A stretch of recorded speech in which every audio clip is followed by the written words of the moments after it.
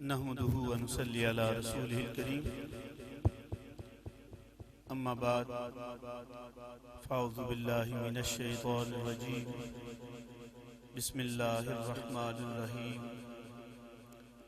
الا ان اولياء الله لا خوف عليهم ولا هم يحزنون الذين آمنوا وكانوا يتقون آمنت بالله صدق الله مولانا العظيم قال الله تبارك وتعالى في شان حبيبه صلى الله تعالى عليه وآله وسلم إن الله وملائكته يصلون على النبي يا أيها الذين آمنوا صلوا عليه وسلموا تسليما اللهم صل على سيدنا ومولانا محمد وعلى آله وصحبه أجمعين الصلاة والسلام عليك يا سيدي يا رسول الله وعلى آلك وصحابك يا سيدي يا حبيب الله الصلاة والسلام عليك يا سيدي يا نبي الله وعلى آلك وصحابك يا سيدي يا خير خلق الله الصلاة والسلام عليك يا سيدي يا رسول الله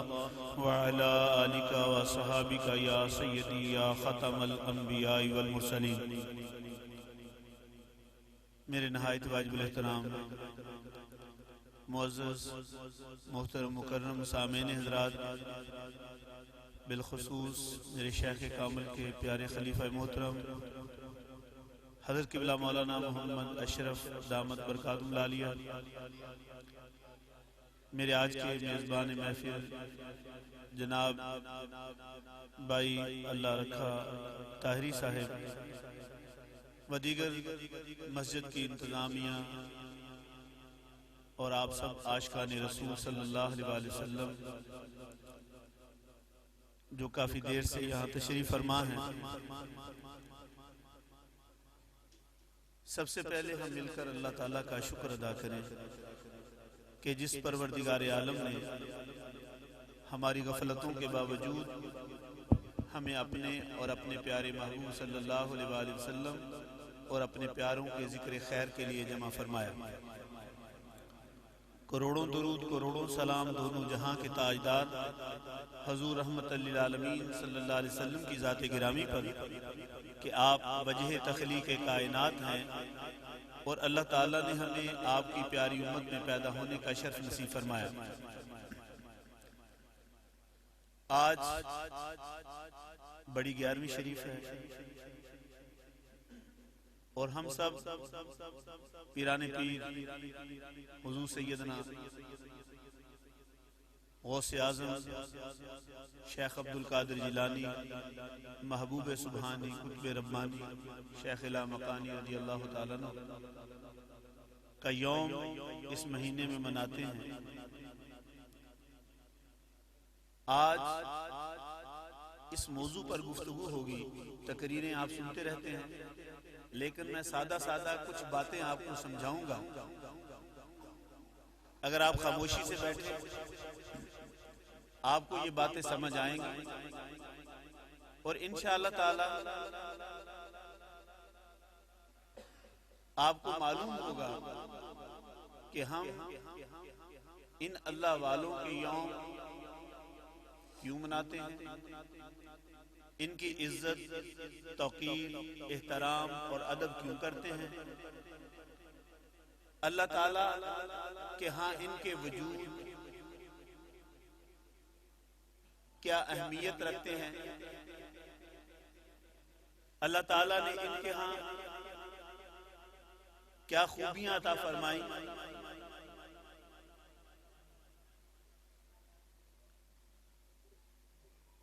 جب نبی پاک صلی اللہ علیہ وسلم نے صحابہ کرام رضوان اللہ علیہ مجمعین کے دلوں میں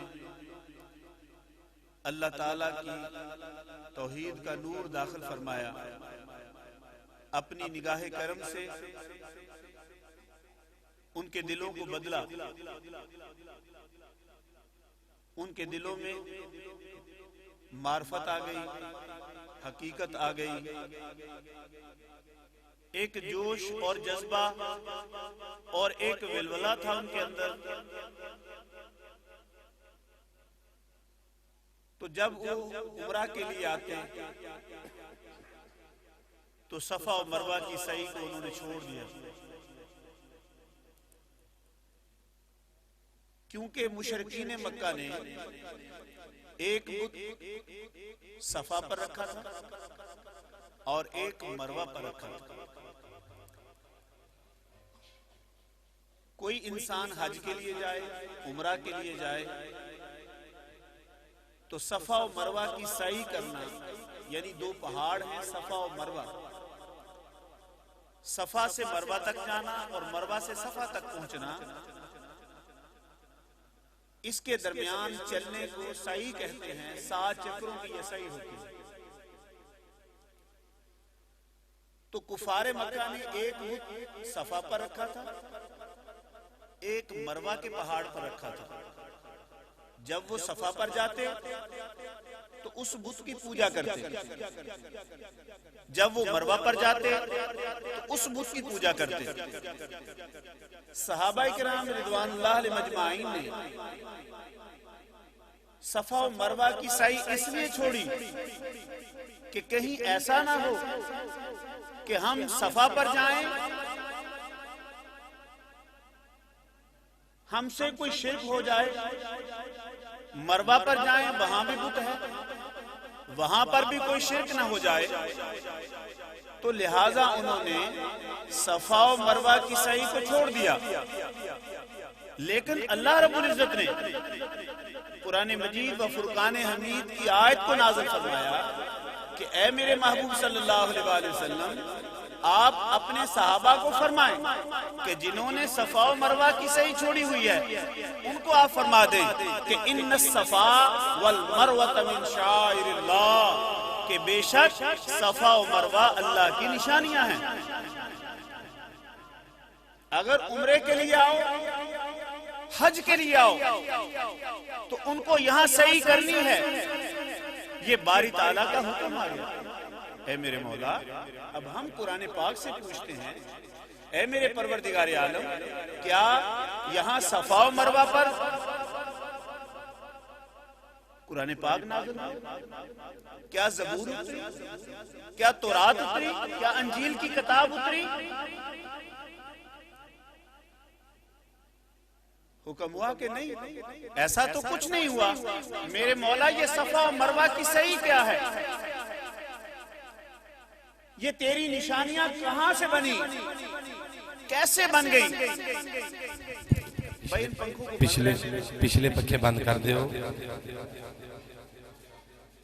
دیکھیں میرے دوستو، میں سادہ بولنے والا بندہ ہوں۔ سبحان اللہ۔ اگر تو آپ مجھے سنیں گے تو مجھے بات کرنے میں اور آپ کو سمجھانے میں مزہ آئے گا۔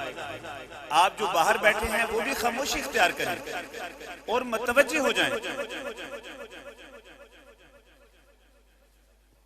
جو تھک گئے ہیں، باتیں کرنا چاہتے ہیں، مسجد سے باہر تشریف لے جائیں، کیونکہ اللہ کا گھر دنیا کی باتوں کے لیے نہیں ہے۔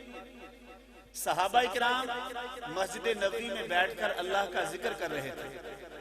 نبی پاک صلی اللہ علیہ وسلم کبھی آسمان کی جانب دیکھتے ہیں اور کبھی ان ذکر کرنے والوں کو دیکھ کر مسکراتے ہیں۔ سبحان اللہ۔ اچانک نبی پاک صلی اللہ علیہ وسلم کا چہرہ مبارک متغیر ہو گیا، تبدیل ہو گیا۔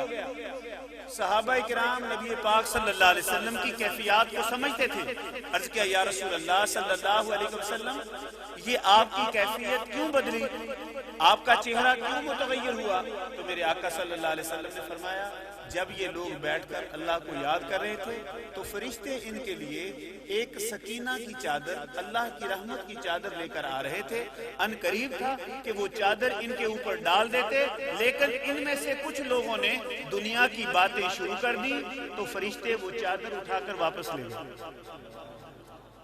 تو بھائی، ہم تو یہاں اولیاء اللہ کا ذکر کرنے کے لیے، اللہ کا ذکر کرنے کے لیے اور اللہ کے محبوب کا ذکر کرنے کی نیت سے آئے ہیں۔ تو اس لیے توجہ کیجئے گا کہ یہ صفا و مروہ کیا ہے۔ یہاں قرآن اترا، کوئی پیغمبر نازل ہوا؟ ہرگز نہیں۔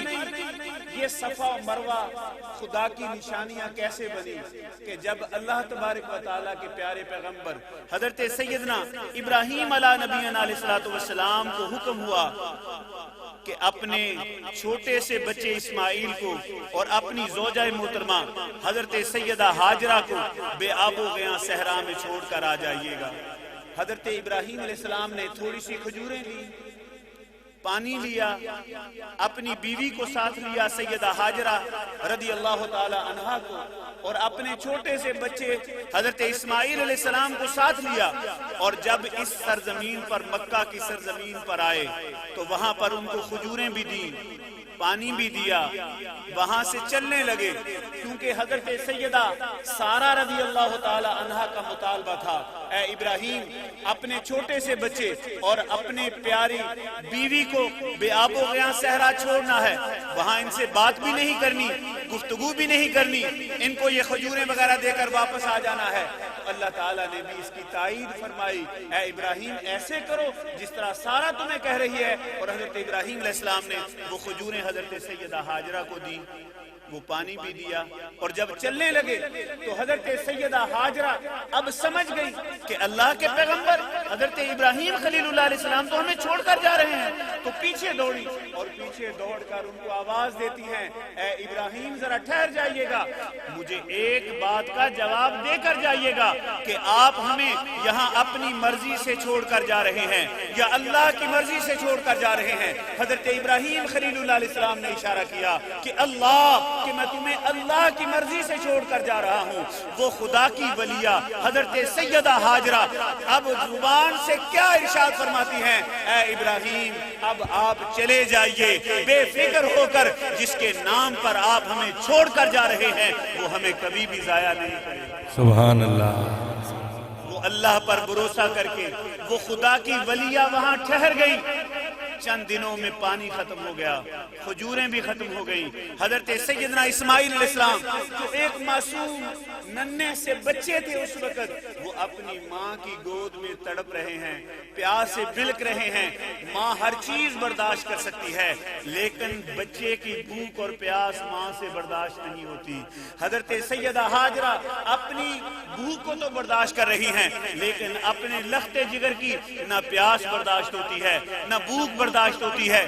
ادھر ادھر نظریں دوڑاتی ہیں کہ کہیں سے مجھے کوئی آثار پانی کے نظر آئیں، پھر ریت کو ہلکا سا اپنے ہاتھ سے نرم کر کے ایک بستر تیار کیا اور اس پر حضرت سیدنا اسماعیل علیہ السلام کو لٹا کر خود صفا کی پہاڑی پر نظر گئی، وہاں پر چلی گئیں اور اس پہاڑی پر کھڑے ہو کر ادھر ادھر نظریں دوڑا رہی ہیں، کہیں سے مجھے پانی نظر آ جائے، پانی نظر آ جائے، پانی نظر نہیں آیا تو پھر مروہ کے پہاڑ پر نظر پڑی، ادھر چل پڑی، چلتی جا رہی ہیں اور ساتھ ساتھ حضرت اسماعیل کو تکتی بھی جا رہی ہیں، لیکن حضرت سیدنا اسماعیل علیہ السلام ایک جگہ پر نظر نہیں آئے، وہاں سے دوڑ کر گزرتی ہیں۔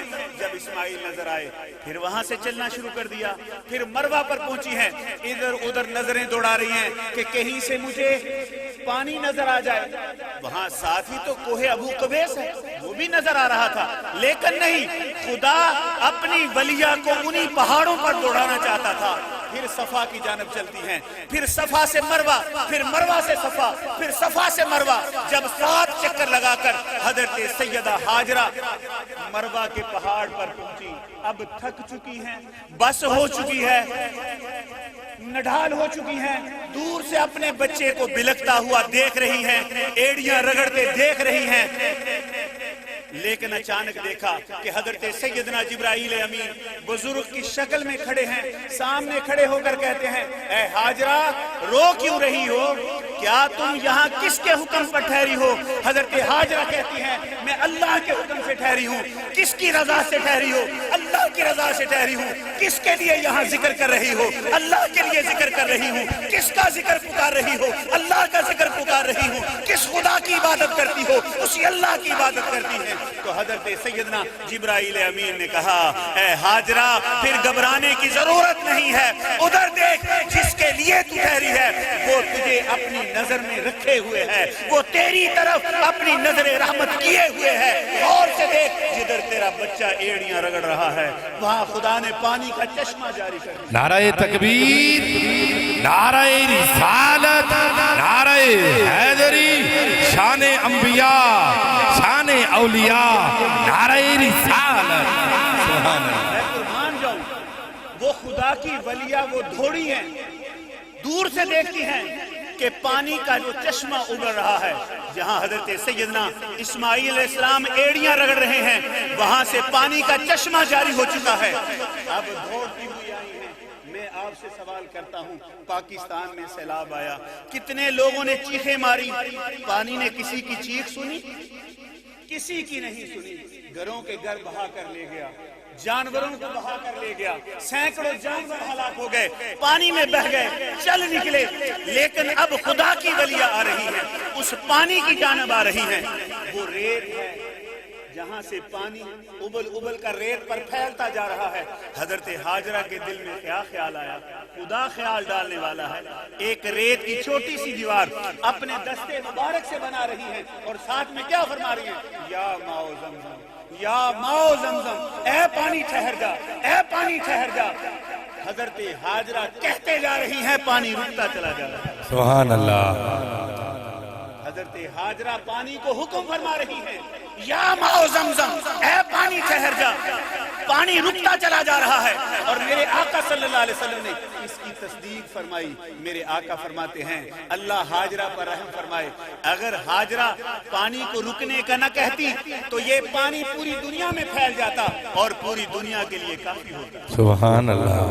معلوم ہوا کہ جب خدا کا ولی کسی پانی کو حکم دیتا ہے تو وہ پانی رک جاتا ہے، اس کو شکت نہیں ہوتی کہ آگے چل سکے۔ اگر اس کو جاری کرنے کا حکم دے تو وہ جاری ہو جاتا ہے۔ جس طرح سیدنا عمر فاروق رضی اللہ تعالیٰ عنہ کے دور میں دریائے نیل خشک ہو گیا، وہاں کے حاکم صحابہ نے حضرت سیدنا عمر فاروق کے نام خط لکھا، رکا لکھا کہ اے سیدنا عمر فاروق، دریائے نیل خشک ہو چکا۔ لوگوں کا یہاں عقیدہ ہے کہ اگر یہاں جوان لڑکی کی قربانی دی جائے، اس کا خون بہایا جائے تو دریا جاری ہو جاتا ہے۔ اب ہمارے لیے کیا حکم ہے؟ سیدنا عمر فاروق دریائے نیل کے نام خط لکھتے ہیں، اے دریائے نیل، تم سے امیر المومنین سیدنا عمر ابن خطاب اللہ کے رسول کا غلام مخاطب ہے، اگر تو اللہ کے حکم سے جاری ہوتا ہے تو عمر تمہیں حکم دیتا ہے کہ جاری ہو جا۔ اگر کسی اور کے حکم سے تو جاری ہوتا ہے اور جوان لڑکیوں کی قربانی لے کر جاری ہوتا ہے تو تیرے پانی کی ہمیں ضرورت نہیں۔ آپ نے یا نبی رسول کے غلام ہے، موت بھی قبول ہے تو زندگی فضول ہے۔ یا رسول اللہ۔ رکا لے جانے والے کو کہا کہ رکا لے جاؤ اور ساتھ لے جا کر دریائے نیل کے درمیان میں ڈال کر چلے آنا۔ سیدنا عمر فاروق کا وہ خط دریائے نیل کے درمیان میں ڈال کر ابھی پہنچنے والا کنارے تک نہیں پہنچا تھا کہ دریائے نیل جاری ہو گیا۔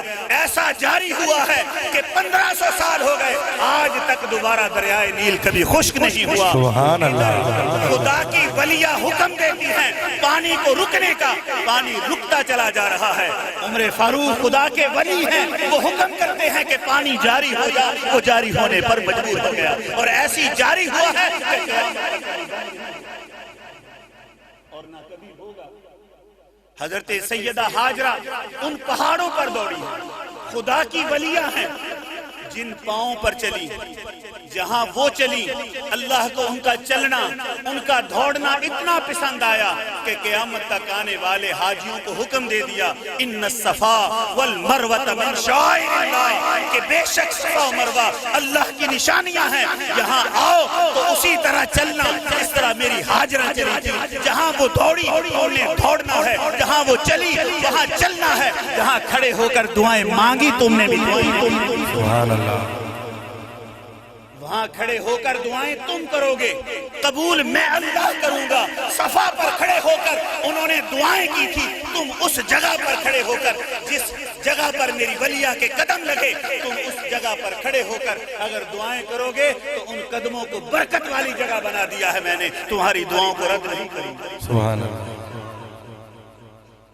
اور دوسرا حضرت اسماعیل علیہ السلام کے قدمین شریفین سے وہ پانی جاری ہوا، وہ ایسا جاری ہوا کہ قیامت تک جاری رہے گا اور کبھی بند نہیں ہوگا، اور اس سے بڑا شفا بخش پانی بھی نہیں۔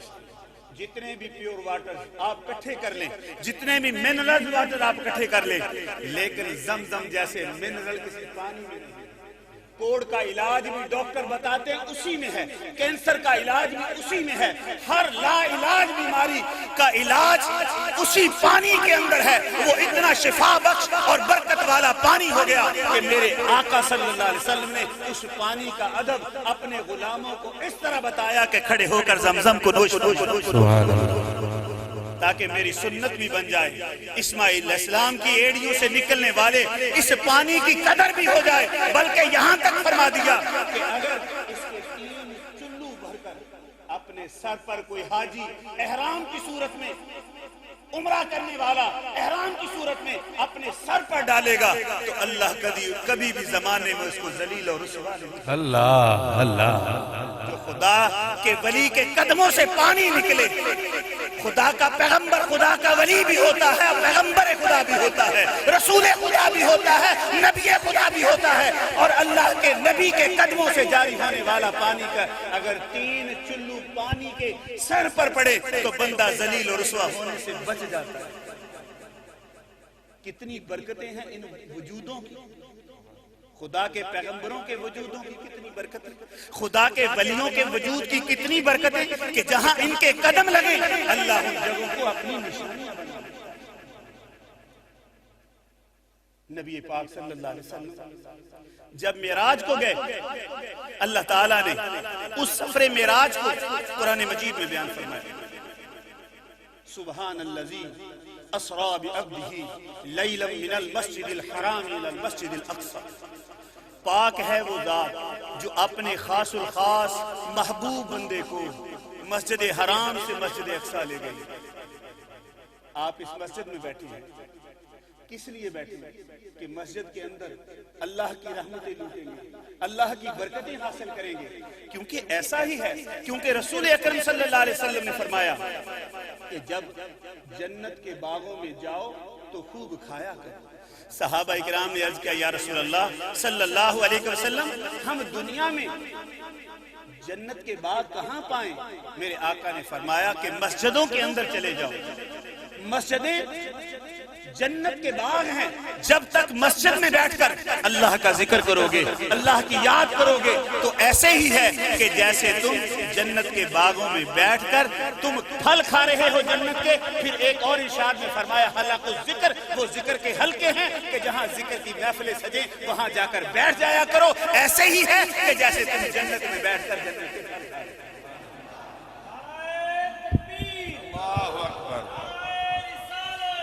نعرہ حیدری، نعرہ تحقیق۔ اب غور سے میری بات کو سنیے گا، میں نے یہ مثال آپ کو احادیث کے ساتھ سنائی تاکہ بات آپ کی سمجھ میں آ جائے۔ اللہ تعالیٰ نے نبی پاک صلی اللہ علیہ وسلم کا سفر معراج بیان کیا، سبحان الذی اسری بعبدہ لیلا من المسجد الحرام الى المسجد الاقصی۔ پاک ہے وہ ذات جو اپنے خاص الخاص محبوب بندے کو راتوں رات مسجد حرام سے مسجد اقصی لے گئی۔ اب اللہ تعالیٰ مسجد اقصی کی تعریف بیان کر رہا ہے کہ مسجد اقصی کیا ہے، الذی بارکنا حولہ، کہ مسجد اقصی وہ ہے جس کے ارد گرد اللہ نے برکتیں رکھی۔ الذی بارکنا حولہ، مسجد اقصی کے ارد گرد برکتیں ہیں۔ میرے مولا مسجد کے تو اندر برکتیں ہوا کرتی ہیں، مسجد اقصی کے باہر کی برکتیں کیا ہیں؟ وہاں کیا ایسی چیزیں ہیں کہ جس کو تو برکتیں قرار دے رہا ہے؟ اللہ تعالیٰ فرماتا ہے لِنُرِيَهُ مِنْ آیَاتِنَا، وہاں پر میری نشانیاں ہیں۔ میرے مولا تیری نشانیاں ہیں کون سی؟ کہا ذرا غور سے دیکھو، وہاں کوہ طور سینا پہاڑ ہے جہاں میرے موسیٰ کے قدم لگے ہیں، جہاں میں ان سے کھڑے ہو کر کلام کیا کرتا تھا، اپنے پیارے سے گفتگو کیا کرتا تھا، وہاں ان کے وہاں انبیاء کے مزارات ہیں، اولیاء کے مزارات ہیں، اور اللہ تعالیٰ ان مزارات کو اور ان انبیاء کے مزارات، ان اولیاء کے مزارات اور موسیٰ علیہ السلام کے قدم جہاں لگے ہیں کوہ طور سینا پہاڑ پر، اللہ اس کو اپنی نشانی فرماتا ہے۔ سبحان اللہ، نعرہ تکبیر، نعرہ رسالت، نعرہ حیدری، نعرہ تحقیق۔ بات سمجھ آئی میرے بچوں؟ آپ کو بات سمجھ آ گئی میں نے جو سمجھائی ہے آپ کو، کہ اللہ نبیوں کے وجود کو، اولیاء کے وجود کو اپنی نشانیاں قرار دے رہا ہے۔ جہاں موسیٰ علیہ السلام کے قدم لگے جس پہاڑ پر، اس کو خدا فرما رہا ہے کہ ارد گرد اس لیے برکتیں ہیں کہ میری نشانیاں وہاں ہیں۔ کوہ طور سینا پہاڑ ہے جہاں میں اپنے پیغمبر موسیٰ سے گفتگو کیا کرتا تھا، کلام کیا کرتا تھا۔ اچھا، یہ مسجد اقصیٰ کی تعریف ہے۔ اب مسجد حرام کی جانب آتے ہیں۔ جب مسجد حرام کی باری آئی، جو ہمارا قبلہ ہے، جس کی طرف ہم رخ کر کے عبادت کرتے ہیں، اللہ تعالیٰ قرآن مجید میں فرماتا ہے اِنَّ أَوَّلَ بَيْتٍ وُضِعَ لِلنَّاسِ الَّذِي بِبَكَّةَ مُبَارَكًا وَهُدًى لِلْعَالَمِينَ۔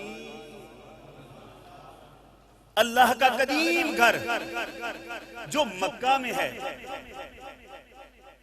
اللہ فرماتا ہے اس کے اندر میں نے برکتیں رکھی ہیں اور عالمین کے لیے ہدایت رکھی ہے۔ مسجد اقصیٰ کے باہر برکتیں، مسجد حرام کے اندر برکتیں۔ میرے مولا، مسجد حرام کے اندر برکتیں ہیں۔ وہ برکتیں کون سی ہیں؟ اللہ قرآن میں فرماتا ہے فیہ آیات بینات مقام ابراہیم، کہ اس کے اندر میری نشانیاں ہیں، کیونکہ ابراہیم کے قدموں کے نشان جو قدموں کے نشان تو موجود ہیں۔ فیہ آیات بینات مقام ابراہیم، کہ وہاں میرے پیغمبر ابراہیم کے قدموں۔ اچھا، یہ مقام ابراہیم کیا ہے یہ بھی بتا دوں تاکہ بات تو سمجھ آئے۔ مقام ابراہیم کیا چیز ہے؟ یہ ایک پتھر ہے جس کے اوپر حضرت ابراہیم خلیل اللہ علیہ السلام کے قدموں کے نشان لگے ہوئے۔ یہ مقام ابراہیم۔ یہاں طواف کعبہ کرنے کے بعد واجب ہے عمرہ کرنے والے پر، طواف کرنے والے پر، کہ وہ واجب الطواف کے 2 نفل وہاں ادا کریں۔ واجب الطواف کے 2 نفل وہاں ادا کریں مقام ابراہیم، کیونکہ اللہ فرماتا ہے کہ ابراہیم کے قدموں کے نشانوں کو اپنا مصلی بنا لو۔ ابراہیم کے قدموں کے نشانوں کو اپنا مصلی بنا لو، یعنی یہاں نماز ادا کرو، تبھی تمہارا طواف مکمل ہوگا۔ اب غور سے سنیے گا، یہ مقام ابراہیم کیسے بنا؟ جب حضرت ابراہیم علیہ السلام خانہ کعبہ کی تعمیر فرما رہے تھے تو کعبہ کی دیواریں اتنی بلند ہو گئی کہ اب ابراہیم علیہ السلام سے بغیر کسی پتھر پر چڑھے تعمیر کرنا مشکل ہو گیا۔ تو اپنے صاحبزادے اسماعیل علیہ السلام کو فرمایا، بیٹا کوئی پتھر ڈھونڈ کر لاؤ، اس پر کھڑے ہو کر میں یہاں اور پتھر لگاؤں۔ تو حضرت اسماعیل علیہ السلام ڈھونڈتے ڈھونڈتے یہ پتھر اٹھا کر لائے۔ جب ابراہیم علیہ السلام کے یہاں قدم لگے تو اس پتھر کے اندر اتنی برکتیں آ گئی کہ محدثین لکھتے ہیں کہ جب ابراہیم علیہ السلام کے دل میں خیال آتا کہ میں نے اوپر جانا ہے تو وہ پتھر بڑا ہو جاتا، جب دل میں خیال آتا میں نے نیچے اترنا ہے تو پتھر۔ اللہ کے پیغمبر کے قدم لگے، اس پتھر کے اندر اتنی برکتیں آ جائیں کہ وہ اللہ کے پیغمبر کے ارادوں کو سمجھے۔ ابراہیم کے دل میں خیال آئے کہ میں نے اوپر جانا ہے، پتھر بلند ہو جائے، دل میں خیال آئے میں نے نیچے آنا ہے، پتھر نیچے آ جائے۔ تو ایک پتھر کے اوپر جب نبی کے قدم آئیں، اس کے اندر اتنی برکتیں آ جائیں، تو بتائیے جس دل پر نگاہ مصطفیٰ پڑ جائے اس دل کا عالم کیا ہوگا؟ جس دل پر نگاہ غوث اعظم ہو جائے اس دل کا عالم کیا ہوگا؟ جس دل پر داتا علی حجویری کی نظر ہو جائے اس دل کا عالم کیا ہوگا؟ جس دل پر میرے سجن سائی کی نظر ہو جائے اس دل کا عالم کیا ہوگا؟ نعرہ تکبیر، نعرہ رسالت، نعرہ حیدری، نعرہ تحقیق، نعرہ غوثیہ، شان اولیاء۔ اسی لیے تو کہا سلطان العارفین نے دل دریا سمندروں ڈونگے کون دلا دیا جانے. تو یہ مقام ابراہیم نہ بنا تھا. یہ پتھر اونچا بھی ہوتا نیچے بھی آتا. پھر جب تعمیر ہو چکی تو کہا مزدور جب مزدوری کرتا ہے اس کی مزدوری دی جاتی ہے. اے میرے محبوب، اے ابراہیم خلیل اللہ، مانگ مجھ سے کیا مانگتا ہے؟ تو ابراہیم خلیل اللہ نے دعا مانگی، ربنا وبعث فیہم رسولا.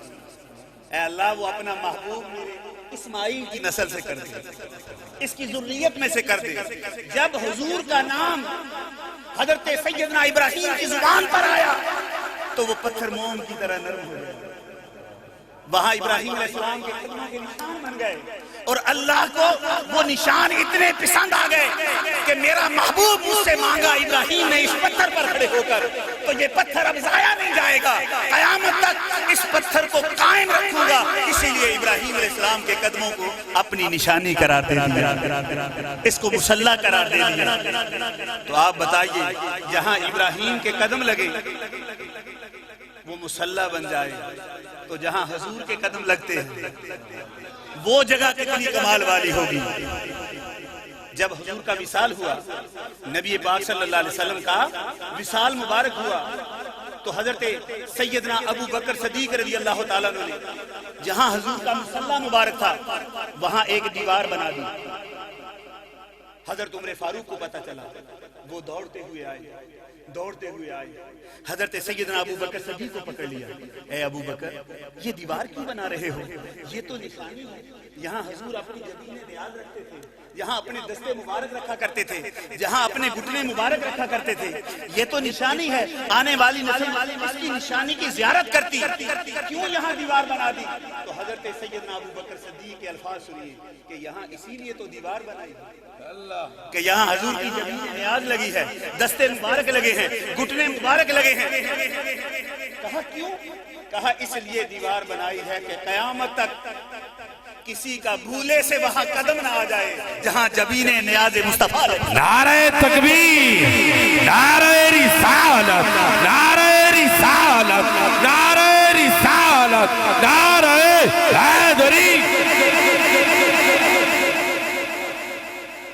وہاں سے بھولے سے کسی کے قدم نہ لگ جائیں جہاں میرے نبی کی پیشانی لگی ہے، دستے مبارک لگے ہیں. کہا تو یہ قدموں نے چھوڑ دیے، یہاں پر بھی دیوار کر دیتے. کہا نہیں، یہاں نہیں دیوار کرنی. کہا کیوں؟ کہا یہ اس لیے چھوڑی ہے کہ جہاں میرے مصطفیٰ کے قدم لگے ہیں جو بھی امام قیامت آئے گا اپنی جبین. آقا تیری معراج یہ کہ تو عرش اولا تک پہنچا، آقا تیری معراج یہ کہ تو عرش اولا تک پہنچا، میری معراج یہ کہ میں تیرے قدموں تک پہنچا. آقا تیری معراج یہ کہ تو عرش اولا تک پہنچا، میری معراج یہ کہ میں تیرے قدموں تک پہنچا. بات تو حضور کے قدموں تک پہنچنے کی ہے کہ ہم سب نبی کے قدموں تک پہنچ جائیں. اسی لیے ہم ان اولیاء اللہ سے پیار کرتے ہیں، ان سے نسبتیں جوڑتے ہیں، ان سے اپنی نسبتوں کو قائم کرتے ہیں، کیونکہ ان کے وجود اللہ تعالیٰ کی نشانیاں ہیں، ان کے وجود اللہ کی نشانیاں ہیں. جب کوئی بندہ اللہ کا ذکر کرتے کرتے اتنے بلند مقام پر جاتا ہے تو اللہ جبریل کو بلاتا ہے، اے جبریل ادھر آ جا. یا رب جلیل حکم ہو. کہا یہ فلاں بندہ، اس سے میں پیار کرتا ہوں. اللہ اپنے پیار کا اعلان کر رہا ہے. اللہ کا کوئی شریک نہیں ہے، لیکن دیکھیے جو اللہ کا ہو جاتا ہے اللہ اس کی محبت میں خود بھی شریک ہو جاتا ہے. آئے ہائے، کتنی بڑی بات ہے نا، بات سمجھنے کی ہے نا. اللہ کا کوئی شریک نہیں، لیکن جو بندہ اللہ سے پیار کرتا ہے اللہ اس کی محبت میں کیسے شریک ہوتا ہے. اللہ جبریل کو بلاتا ہے، اے جبریل میں اس بندے سے پیار کرتا ہوں کیونکہ یہ بھی مجھ سے پیار کرتا ہے. اللہ وجہ بھی بیان کرتا ہے نا، میں اس بندے سے پیار کرتا ہوں کیونکہ یہ مجھ سے پیار کرتا ہے، یہ میرا ذکر کرتا ہے. اے جبریل اب میں تمہیں حکم دیتا ہوں کہ تو بھی اس سے پیار کر، تو بھی اس سے پیار کر، فرشتوں کو بھی حکم دے دے کہ وہ بھی اس سے پیار کریں۔ اور جب اور زمانہ گزرتا ہے تو اللہ فرماتا ہے جبریل فرشتوں کے ایک گروہ کو زمین پر بھیج دے، ایک گروہ کو زمین پر بھیج دے، وہ زمین میں پھیل جائیں اور میرے اس بندے کی محبت لوگوں کے دلوں میں ڈال دیں، کیونکہ اللہ اس سے پیار کرتا ہے۔ اے جبریل تم اس سے پیار کرتے ہو، فرشتے پیار کرتے ہیں، اب لوگوں کو بھی کہو کہ اس سے پیار کریں۔ نعرہ تکبیر، نعرہ رسالت، نعرہ رسالت، نعرہ حیدری، نعرہ تحقیق۔ یہ جو پیر میر علی شاہ صاحب رحمۃ اللہ علیہ پاک پتن شریف گئے، وہاں پتا ہے نا حق فرید یا فرید کے نعرے لگتے ہیں، پتا ہے نا آپ کو؟ میں تو جاتا ہوں مجھے تو سنتے ہیں وہاں حق فرید یا فرید، حاجی خواجہ قطب فرید، وہاں نعرہ لگتا ہے، سنا ہے نا؟ پیر میرے علی شاہ صاحب رحمۃ اللہ علیہ جب وہاں گئے تو کسی نے پوچھا کہ حضور لوگوں کو یہاں آ کر تو اللہ اللہ کرنا چاہیے، یہ یہاں بھی حق فرید یا فرید کر رہے ہیں۔ تو پیر میر علی شاہ صاحب رحمۃ اللہ علیہ نے بڑا خوبصورت ایک جملہ وہاں فرمایا، آپ نے فرمایا تم نے اللہ کا قرآن نہیں پڑھا؟ اللہ فرماتا ہے فَاذْكُرُونِي أَذْكُرْكُمْ، کہ تو مجھے یاد کر میں تمہیں یاد کروں گا۔ تو دنیا میں یاد کرتا کرتا چلا جائے گا، اس دنیا سے انتقال کر جائے گا، اگلے جہان چلا جائے گا، عالم برزخ میں چلا جائے گا، لیکن تیرے جانے کے بعد بھی خدا کا وعدہ ہے کہ میں تیرا ذکر کروں گا، میں اس صورت میں میں لوگوں کی زبانوں میں تیرا ذکر جاری کر دوں گا۔ کوئی حق فرید یا فرید کہے گا، کوئی حق باہو سچ باہو کہے گا۔ اللہ محمد چار یار حاجی خواجہ قطب فرید حق فرید یار۔ اس طرح خدا اپنے پیاروں کا ذکر بلند کرتا ہے، ان کی محبت لوگوں کے دلوں میں ڈال دیتا ہے، ان کے وجود میں برکتیں آ جاتی ہیں، کیونکہ میرے رب نے فرمایا جو کثرت نفافل کے ساتھ میرا قرب حاصل کر لیتا ہے میں اس کی نگاہ بن جاتا ہوں جس سے وہ دیکھتا ہے، میں اس کی زبان بن جاتا ہوں جس سے وہ کلام کرتا ہے، میں اس کے ہاتھ بن جاتا ہوں جس سے وہ پکڑتا ہے، میں اس کے پاؤں بن جاتا ہوں جس سے وہ چلتا ہے۔ جب انسان ان کے وجود کتنی برکتوں والے ہیں، سنیے گا ذرا غور سے۔ اصحاب کہف کا واقعہ آپ نے علماء سے سنا ہے، ان کی صحبت میں کتا بھی آ جائے، ان کے وجود کے ساتھ کتا بھی لگ جائے، ان کی صحبت میں کتا بھی بیٹھنا شروع کر دے۔ جب اصحاب کہف ظالم بادشاہ دقیانوس سے اس کے ظلم سے تنگ آ کر نکلے کہ کہیں یہ زبردستی ہم سے سجدہ نہ کرا دے، جب یہ رات کی تاریکی میں نکلے تو ان کے پیچھے پیچھے ایک کتا چل پڑا۔ یہ خدا کے ولی اس کو چھچکار رہے ہیں، ددکار رہے ہیں، کہیں بھونک نہ پڑے، ٹونک نہ پڑے، بادشاہ کے سپاہی ہمیں قید کر کے نہ لے جائیں۔ تو وہ چھچکار رہے اور وہ کہتا ہے مولا مجھے زبان دے، تیرے بندوں سے بات تو کر لوں، یہ تو مجھے ددکار رہے ہیں، تو میرے دل کے ارادوں کو جانتا ہے، تیرے ان پیارے بندوں سے میں پیار کرتا ہوں، ان سے محبت کرتا ہوں، ان سے عشق کرتا ہوں، اے میرے رب العالمین مجھے زبان دے۔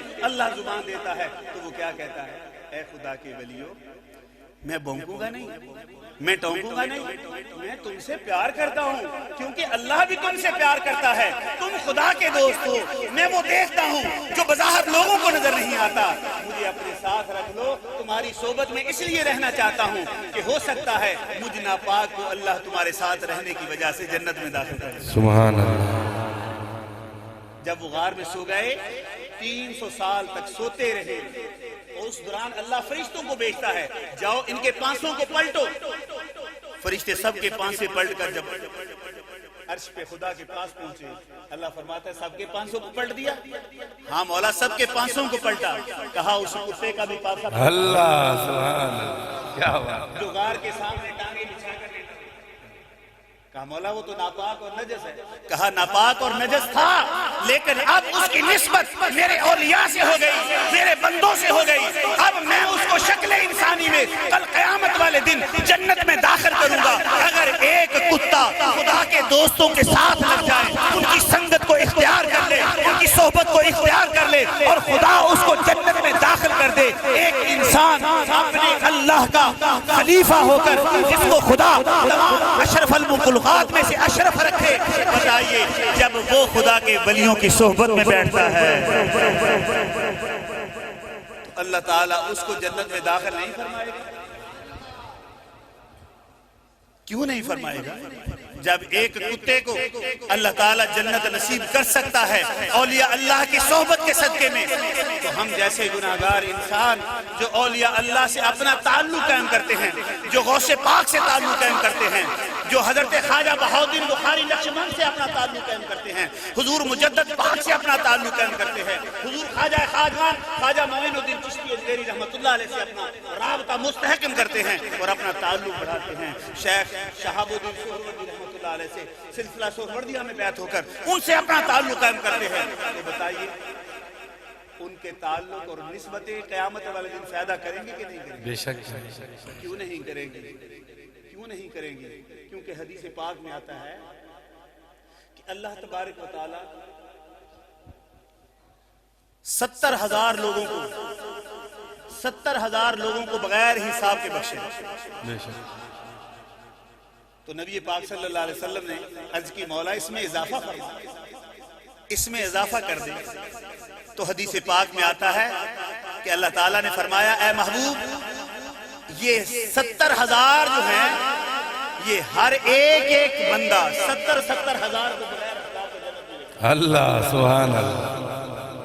شفاعت تو بعد میں شروع ہوگی, یہ جنت کے دروازے پر کھڑے ہوں گے اور اپنے 70,000 داخل کریں گے کہ مولا یہ میرے 70,000 چلیں گے. وہ کہیں گے میرے مولا 70,000. تو کتنے لاکھ ہوں گے سبحان اللہ جن کو اللہ بغیر حساب کے بخشے گا. تو یہ اولیاء اللہ سے نسبت اور تعلق ہے. ان کی تعلق اور نسبت مولانا روم سے پوچھو. مولانا روم رحمت اللہ علیہ اتنے بڑے خدا کے ولی, اتنے بڑے عالم تھے, پہلے محدث تھے, محقق تھے, مفسر تھے, بڑی بڑی کتابیں لکھی. اس وقت پریس تو ہوتے نہیں تھے, ہاتھوں سے کتابیں لکھی جاتی تھی, سیاہی سے کتابیں لکھی جاتی تھی. مولانا روم رحمت اللہ علیہ نے کتابیں تحریر کی, لیکن ساتھ ساتھ وہ علم کا تکبر بھی آپ کے اندر تھا. شاہ شمس تبریز نے چاہا اتنا بڑا ہیرا ضائع ہو رہا ہے, اس کو خدا کی مخلوق کی ہدایت کے لیے چننا چاہیے, لیکن آپ سمجھ رہے تھے کہ اتنا بڑا عالم مجھے توجہ نہیں دے گا, کوئی سادہ سے درویش کو توجہ نہیں دے گا, توجہ ان کی حاصل کرنی ہے. تو حضرت شاہ شمس تبریز کھدر کا لباس پہنے, سادہ سی پگڑی, مولانا روم رحمت اللہ علیہ کے سامنے جا کر بیٹھ گئے. اور مولانا روم رحمت اللہ علیہ اتنے بڑے عالم تھے, ان کی میں ایک علمی مثال دیتا ہوں. ایک مرتبہ آپ تقریر شروع کر رہے تھے, درس شروع کر رہے تھے, تو لوگوں نے یہ سمجھا کہ رٹی رٹائی تقریریں کرتے ہیں. ایک بندے نے اٹھ کر کہا کہ جناب آج آپ کا موضوع سورہ والضحیٰ ہے, ہمیں سورہ والضحیٰ کی تشریح سنائیے. تو آپ نے فرمایا کہ سورہ والضحیٰ تو بہت بڑی ہے, آج میں اس کے حرف واو پر تقریر کروں گا. تو 4 گھنٹے مسلسل آپ نے حرف واو پر بنایا. سبحان اللہ, کیا بات. وہ مخالفین قدموں میں گر گئے. اتنے بڑے عالم تھے, تو اتنے بڑے عالم کے ساتھ مسافہ کرنا بھی کوئی, وہ پنجابی نے خالہ جی واڑا کوئی نہیں ہے. تو وہ اب شاہ شمس تبریز سامنے آ کر بیٹھ گئے کہ توجہ حاصل کیسے کریں. تو آپ درس حدیث دے رہے تھے, تو مولانا روم رحمت اللہ علیہ نے دیکھا کہ اب توجہ لینی ہے, تو ان کے سامنے جو کتابیں پڑھی ہوئی تھی نا ان کو الٹ پلٹ کرنا شروع کر دی. توجہ بکھری. اگر یہاں بچے اٹھ کر جائیں گے تو میری تقریر بھی اکھڑ جائے گی, میں بھی ادھر ادھر دیکھوں گا کہ میری توجہ بکھرے گی. تو مولانا روم کی بھی توجہ بکھری. تو آپ نے بڑے مجمع زیادہ تھا تو بڑے شستہ سے لہجے میں کہا آرام سے بیٹھو, یہاں رکھ لو کتاب, بات غور سے سنو. آپ نے پھر دوبارہ بات شروع کر دی, خاموش ہو کر بیٹھ گئے. جب دوبارہ دوسری بار تقریر شروع کی, پھر کتابوں کو الٹ پلٹ کرنا شروع کر دیا. اب تھوڑا سا غصہ آیا, تھوڑے سے غصے سے کہا پھر رک جاؤ, تمہیں پتہ نہیں ہے کہ میں درس دے رہا ہوں. معصوم سے لہجے میں ایسا رخ بنایا کہ مولانا روم پھر دوبارہ درس شروع کر دیا. تیسری بار جب ایسا ہوا تو مولانا روم کا غصہ پارا چڑھ گیا. وہ بے وقوف جاہل, تجھے پتا بھی ہے یہ کیا ہے؟ آپ نے کہا مولانا اس میں کیا ہے؟ وہ اتنا سادہ لہجہ تھا, مولانا روم کو اور غصہ, کہنے لگے بے وقوف یہ وہ ہے جس کو تم نہیں جانتے. اس میں وہ ہے جس کو تو نہیں جانتا. تو مولانا روم نے جب یہ کہا تو شاہ شمس تبریز مسکرا کر کہنے لگے بھائی جس کو میں نہیں جانتا تیرے پھٹے پر ان کا کیا کام. ان کتابوں کو اٹھایا, دوڑ کر گئے, 7 ہال تھا اس میں پھینک دیا. تو مولانا روم سر پکڑ کر بیٹھ گئے, میرے اتنے سالوں کی محنت او بیوقوف پاگل تو نے ضائع کر دی. زچ ہو گئے مولانا روم. اب دیکھ رہے ہیں زچ ہو گئے, جو بھی کہہ سکے برا بھلا کہہ دیا. آپ محظوظ ہوتے رہے کہ اب پوری توجہ اس کی میری جانب ہے, اب میرے شکار میں آ چکا, اب یہ کہیں جانے والا نہیں. تو جب پوری توجہ کے ساتھ زچ ہو کر دیکھ رہے ہیں, غصے سے کچھ اول فول کہہ رہے ہیں, تو شاہ شمس تبریز کتابوں کو نکالا اور یوں ہاتھ مارا تو وہ گرد اڑنے لگا. سبحان اللہ. مولانا یہ کیا ہے؟ فرمایا یہ وہ ہے جس کو تو نہیں جانتا. تو نعرہ تکبیر, نعرہ رسالت, نعرہ حیدری, نعرہ تحقیق. یہ وہ ہے جس کو تو نہیں جانتا. کہا حضرت چھاپ تلک سب چھین لی رے مجھ سے نینا ملا کے. اے مجھ سے نین ملا کر یہ سبق پڑھانے والے اب مجھے اپنی غلامی میں لے لے. میں نے یہ سبق نہیں سیکھا تھا, یہ سبق بھی مجھے سنا دے. کہا درس چھوڑنا پڑے گا. کہا حضور چھوڑ دیا. کہا یہ ترلا بھی چھوڑنا پڑے گا, یہ تکبر کا ہے, علم لانا, یہ سارا جبہ کبہ اتارنا پڑا. ایک خدر کا لباس پہن کر میری غلامی میں آؤ گے تو قبول کروں گا. سب کچھ چھوڑ کر جب مولانا روم شاہ شمس تبریز کی غلامی میں آ گئے تو پھر اپنی نظر سے قلب پر ہاتھ رکھ کر وہ توجہ دی, وہ ذکر کی توجہ عطا کی. پھر مولانا روم بولے مولوی ہرگز نہ شد مولائے روم تا غلام شمس تبریز. میں ہرگز عالم نہ بن سکا جب تک میرے پیر نے میرے اندر توجہ نہ کی. میرے اندر توجہ سے جو ذکر کی نعمت عطا فرما دی, جو مجھے توجہ سے نور نبوت عطا فرما دیا, بس یہ نور نبوت کی برکات ہیں کہ آج میں مولانا بنا, آج میں مولانا بنا. آج مولانا روم کہتے ہیں کہ میں مولانا کہلانے کا حقدار بن گیا. تو پیر کامل کا کام یہ ہوتا ہے کہ وہ اندر کی صفائی کرتا ہے. جس طرح حضور غوث اعظم رضی اللہ تعالیٰ عنہ کی بارگاہ میں ان کا جبہ چوری کرنے کے لیے چور آیا تھا. چور آیا, جب بھی جبہ اٹھا کر جانے لگتا اندھا ہو جاتا, پھر رکھ دیتا, پھر آنکھیں آ جاتی. اس دوران میں دروازے پر دستک ہوئی. حضور غوث اعظم رضی اللہ تعالیٰ عنہ نے سلام پھیرا. سلام پھیرنے کے بعد میرے غوث اعظم نے کہا اندر آ جاؤ. تو حضرت خضر علیہ السلام اندر آئے. آپ نے عرض کی حضور فلاں جگہ کا کتب فوت ہو گیا, وہ وصال کر گیا, وہاں کتب مقرر کر دیں. آپ نے کہا صبح تو ہو لینے. کہا حضور صبح تک اس کتب کے بغیر اگر شہر ہی غرق ہو گیا تو پھر کیا بنے گا؟ کہا جلدی چاہیے. کہا جلدی. وہاں وہ پیچھے صف کے چھپا بیٹھا ہے, اس کو لے جاؤ. خضر علیہ السلام نے بازو سے پکڑ لیا, بازو سے پکڑا, کہا چلو چلتے ہیں. کہا میں تو چور ہوں. کہا تھا چور, اب میرے غوث نے تجھے کتب بنا دیا. نعرہ غوثیہ, نعرہ تکبیر, نعرہ رسالت, نعرہ حیدری, نعرہ حیدری, شان اولیاء.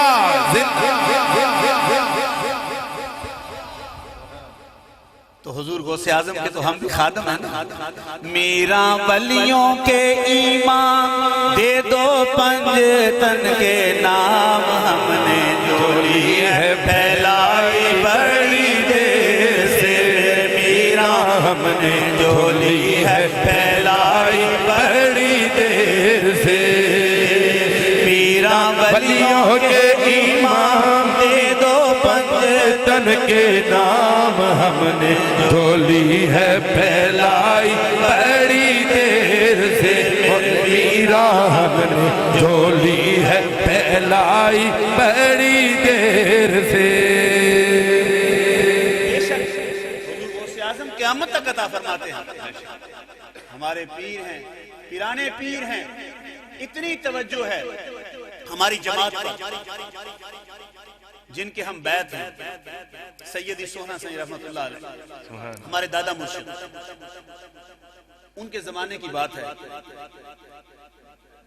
کہ آپ کے خلیفہ صاحب نے یہ واقعہ بیان کیا، حضور غوث اعظم رضی اللہ تعالیٰ عنہ جو چور کو کتب بنایا،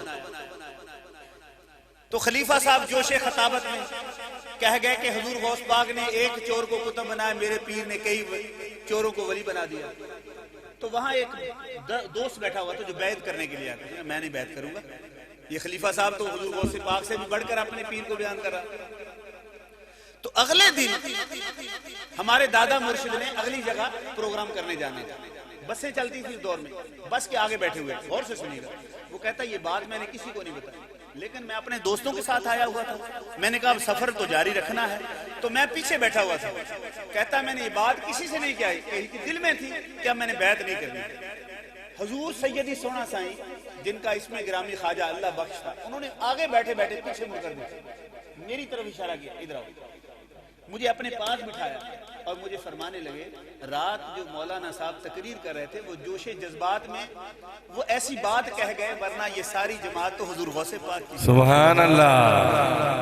ہماری جماعت پر سب سے بڑا کرم تو حضور غوث اعظم کا ہے، جو لوگوں کے اندر اتنی تبدیلی آ رہی ہے، جو چور جو ہیں وہ تہجد گزار بن رہے ہیں، خدا کے ولی بن رہے ہیں۔ تو میں قدموں میں گر گیا، میں نے حضور رات سر میں آپ کو برا بھلا کہہ رہا تھا، لیکن آپ نے تو دلوں کی جان لی، کہ اللہ کے ولیوں کی دل پر نظر ہوتی ہے، وہ دلوں کے ارادوں کو جانتے ہیں۔ اللہ تعالیٰ نے ان کو ایک نور دیا ہوتا ہے،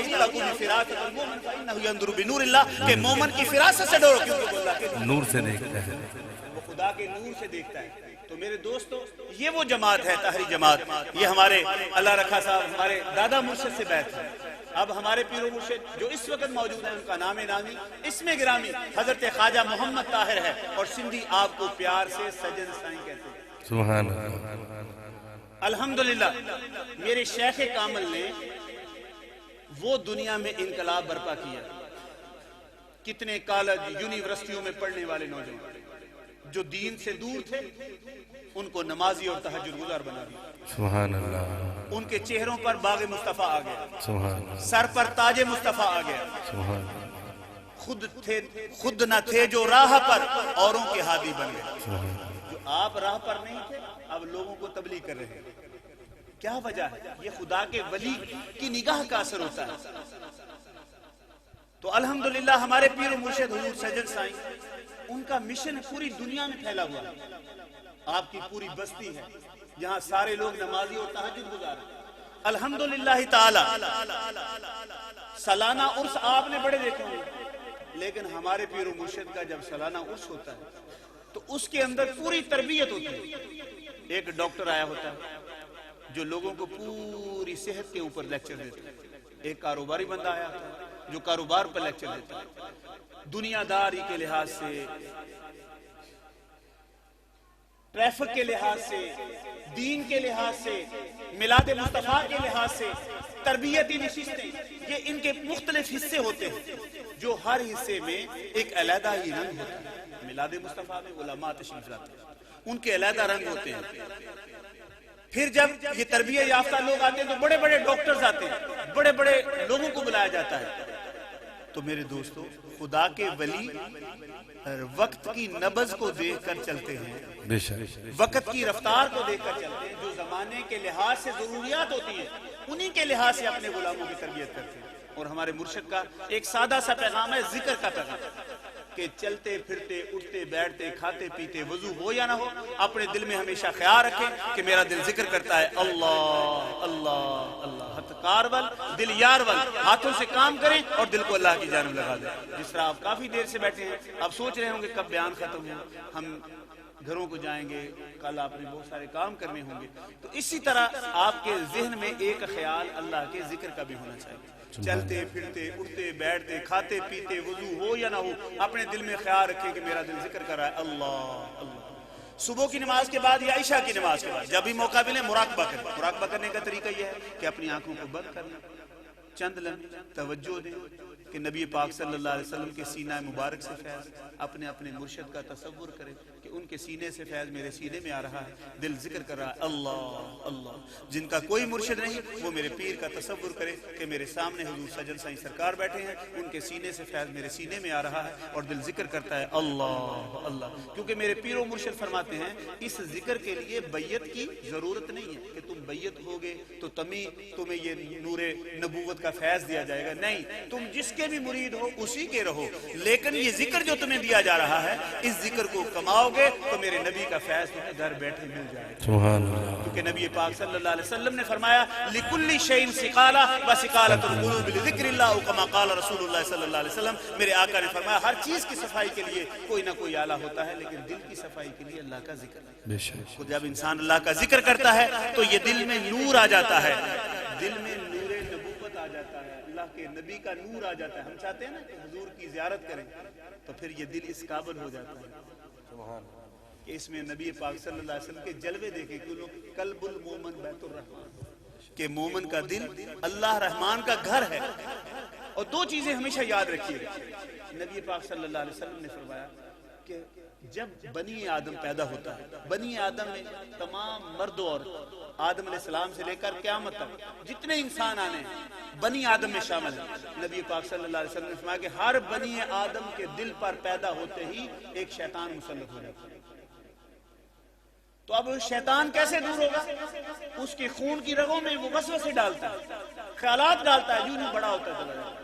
اب اس وسوسے کو دور کرنے کے لیے اللہ کا ذکر, الا بذکر اللہ تطمئن القلوب, خبردار دلوں کو چین میرے ذکر سے نصیب ہوگا. اسی لیے صحابہ کرام میں سے کسی نے عرض کیا یا رسول اللہ آپ بھی تو بنی آدم میں شامل ہیں, ورنہ قیامت تک لوگوں نے بڑی انگلیاں اٹھانی تھی. پہلے ہی میرے آقا کی شان کو ناپ تولتے رہتے ہیں, لیکن عاشق جو ہے وہ کبھی اپنے محبوب کی شان کو ناپ اور تول میں نہیں لاتا, وہ بس ادب کرتا ہے, پیار کرتا ہے, محبت کرتا ہے. محبوباں تے نکتا چینی جڑا کرن تو باز نہیں آندا, وڈا کافر جانو اس نو ایویں جھوٹا پیار جتاندا. سانو دسیا عشق دے مفتی جڑا مڑ مڑ اے سمجھاوندا آزم جتھے دل لگ جاوے اوتھے عیب نظر نہیں آوندا.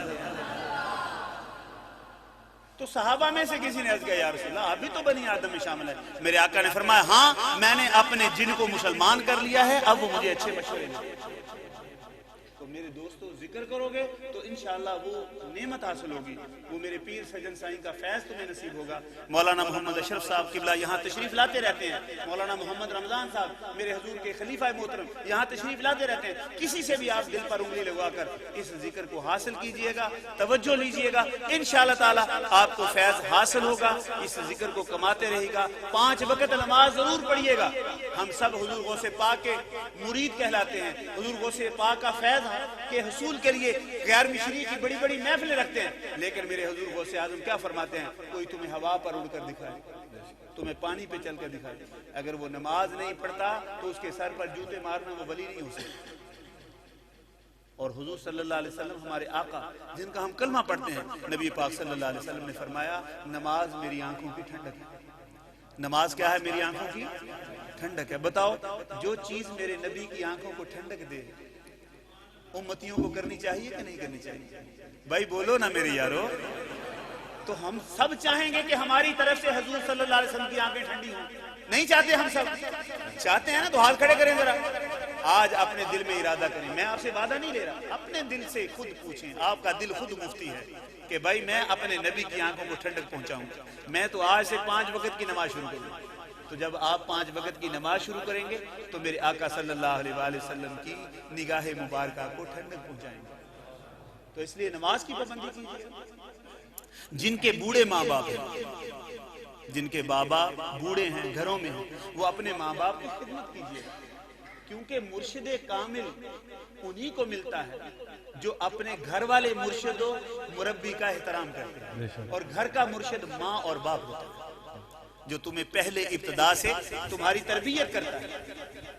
جو اپنے گھر کے مرشد کا یہ ادب نہ کرے, اپنی ماں کا ہی ادب نہ کرے, اپنے باپ کا ادب نہ کرے, تم اس کو ہزاروں روپے کی دوائی لا کر دے دو گے, ان کو سکون نہیں دے گی. وہ بیمار ہیں, چارپائی پر پڑے, تم ان کے پاس جانا, ان کا ہاتھ پکڑنا, ہاتھ پکڑ کر چوم کر آنکھوں سے لگانا, پھر دل پہ رکھنا, امی جی ابو جی بتاؤ آپ کا کیا حال ہے, آپ کیسے ہیں, آپ کس طرح کے ہیں, آپ کا بچپن کیسے گزرا. خدا کی قسم وہ ماں باپ کے دل سے جو دعائیں نکلیں گی وہ عرش اولا کو کراس کر جائیں گے. یہی تو دعائیں بایزید بستامی نے لی تھی. بے شک. یہ دعائیں بایزید بستامی نے لی. جب ساری رات اپنی ماں کے سرہانے پانی کا پیالہ لیے کھڑے رہے تو پوچھا بایزید کب سے کھڑے ہو؟ کہا ماں آپ نے پانی مانگا تھا، گھر میں نہیں تھا، میں کنویں سے لے کر آیا، آپ سوئی ہوئی تھی، میں آپ کے سرہانے اس لیے کھڑا ہو گیا کہ پتہ نہیں کب میری ماں کی آنکھ کھلے، پانی مانگے، میری آنکھ نہ لگ جائے. کھڑا اٹھی ماں، وضو کیا، مصلے پر بیٹھی، میرے مولا میرے بچے کو سلطان العارفین بنا دے. سبحان اللہ. ایک رات میں سلطان العارفین. تو میرے دوستو اس ماں کی دعائیں لو، کیونکہ حضرت جاہمہ رضی اللہ تعالیٰ عنہ بارگاہ رسالت مآب صلی اللہ علیہ وسلم میں حاضر ہوئے. عرض کی یا رسول اللہ میں جہاد پہ جانا چاہتا ہوں تاکہ مجھے جنت ملے. میرے آقا نے فرمایا تیری بوڑھی ماں گھر میں موجود نہیں؟ کہ یا رسول اللہ ہے. فرمایا جاؤ اپنے گھر چلے جاؤ، اپنی بوڑھی ماں کی خدمت کرو، کیونکہ تیری جنت تیری ماں کے قدموں کے نیچے. سبحان اللہ. اور باپ جنت کا مرکزی دروازہ ہے. باپ جنت کا مرکزی دروازہ ہے، ماں کے قدموں تلے جنت ہے. یہ دو ارشادات آپ ملائیے کہ ماں کی خدمت کرو گے جنت کے حقدار ہو جاؤ گے، باپ کی خدمت کرو گے جنت کا دروازہ کھل جائے گا. سبحان اللہ. تو اس لیے ماں باپ کی خدمت کرنی. اگر گھر میں بہنیں موجود ہیں ان سے پیار کرو، ان سے محبت کرو، کیونکہ وہ تو کونجیں ہیں، اڑ جائیں گی کچھ سالوں کے بعد. ان سے پیار کرو، ان کے حقوق کا خیال رکھو، ان کی ضرورتوں کا خیال رکھو. بہن اور بھائیوں کے درمیان ایک پیار ہونا چاہیے، محبت ہونی چاہیے. اگر ایک باپ ہو تو اپنے بچوں کے لیے جلاد اور اسرائیل بن کر گھر میں نہ داخل ہوا کرو. ان سے پیار کرو، اپنے بچوں کو دوست بناؤ، اپنے بچوں سے دکھ سکھ شیئر کرو، ان کے ساتھ بیٹھ کر کھانا کھاؤ، ان کو اخلاق سکھاؤ. کیونکہ اگر تمہارے بچے تمہارے دوست نہیں بنیں گے تو وہ باہر جا کر اگر برے لوگوں نے ان کو اپنا دوست بنا لیا تو پھر تمہارے بچے تمہارے ہاتھ سے نکل جائیں گے. اپنے بچوں کو ٹائم دو. یہ تعلیمات ہمارے مرشد اسی طرح ایک ایک چیز سکھاتے ہیں. آپ فرماتے ہیں تمہاری بیوی ہے گھر میں، اس کے کام میں ہاتھ بٹایا کرو، اس کے ساتھ شامل ہو جایا کرو، اس کے کاموں میں اس کا ہاتھ بٹاؤ. اگر وہ بیمار ہے، اگر کبھی تم نے اس کی ٹانگیں دبا دی تو تمہاری خلافت پر، تمہاری پیری پر کوئی اثر نہیں پڑے گا. ہماری مرشد تو یہاں تک فرما دیتے ہیں او خلیفہ صاحب، او پیر صاحب، تمہاری پیری میں کوئی فرق نہیں آنے والا. جب تو بیمار ہوتا ہے تو وہ تیری خدمت نہیں کرتی. وہ اپنا گھر بار چھوڑ کر آئی، اپنے ماں باپ چھوڑ کر آئی تیرے گھر میں. اگر ایسا ہوتا ہے تو ہمارے معاشرے میں کہا جائے یہ تو ہے رن مریدی. بھائی نہیں، یہ رن مریدی نہیں ہے، یہ نبی کی سنت ہے.